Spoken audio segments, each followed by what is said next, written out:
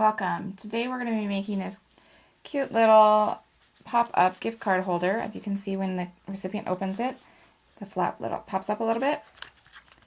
Okay, so the first thing we're going to need is you're going to need a 4 by 12 piece of cardstock.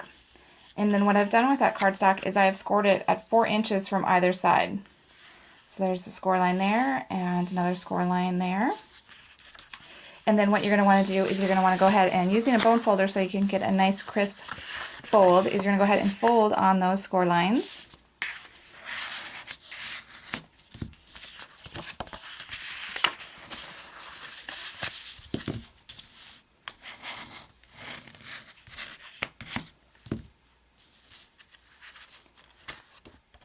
Like so. So you've got nice folds. And then what you're going to want to do is you're going to want to bring these two ends together so they are flush, bringing in the center piece. You can kind of see how it kind of bends in there.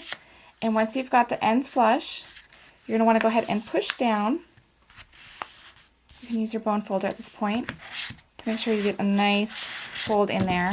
Because basically what we just did is we just created the little pocket for the gift card. Okay. So again, just to kind of review, you're going to be having a 4 by 12 piece of cardstock. You're going to score it at 4 inches from one side and 4 inches from the other side. Then you're going to bring the two pieces together, the two ends, I should say. And then you're going to have that middle part bend inward. And then, so basically you're going to have this nice 4 by 4 card with a little insert.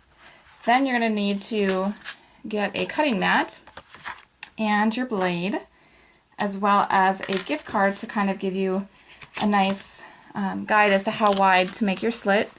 And basically you're going to put your gift card horizontal and making the slit just a little bit bigger than the gift card. You're going to start a little bit taller, following that score line, and just a little bit longer. So you have this opening.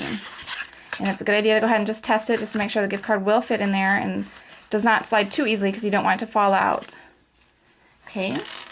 So now that you've done that part, we're going to go ahead and seal it so that way it will stay closed.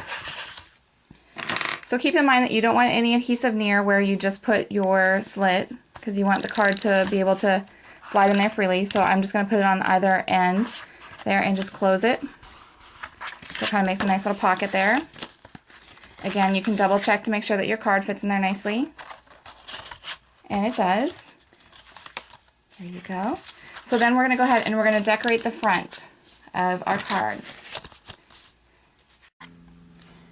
So here's my sample again. So what I did is I took a piece of the Sorbet B&T from our new Caboodle kit, and to soften the edges and to give a little definition, I took our cocoa ink and our foam tool and I just went around the edges and put a little bit of ink on there so that it did define it a little bit more. And I did the same thing then with the next piece. I took a square of the olive striped from our Jingle kit, which actually shows off our nice versatility of our papers. The other side is a multicolored stripe piece, but for our card we're going to use the monochromatic side. Again, I took our foam tool and the cocoa ink and then just swiped it along there just to give some definition all the way around. And then you can go ahead and adhere those two pieces. And just center it on there nicely, like so. And then we're going to take our focal point here and do some stamping. So taking our Celebrate sentiment and again the cocoa ink, I'm going to stamp Celebrate right here along the edge of it, centering it. And that's the nice thing about our clear stamps and clear blocks is you can see exactly where you're placing your image and get great placement each time. Then I'm going to go ahead and take a small star with our creme brulee colored ink. So it'll be kind of a tone on tone, and I'm going to stamp a star on either side of the Celebrate. Just like so. Again, taking the cocoa ink and my foam tool, I'm going to sponge around the edges, going all the way around all 4 sides. And then I'm going to take our handy piercing tool mat and piercing tool and punch a hole in the center of both stars So that way I can put a little bitty brad in there. And the color we're going to be using is our antiqued copper, which will be a nice coordinating color to go with our cocoa background of our card. And they're nice because they're small, so they fit in the stars. They give a little shine, a little more texture and dimension to the card. The only trick is getting them in the hole because they're so small. And then you're going to go ahead and flatten out the prongs on the back side.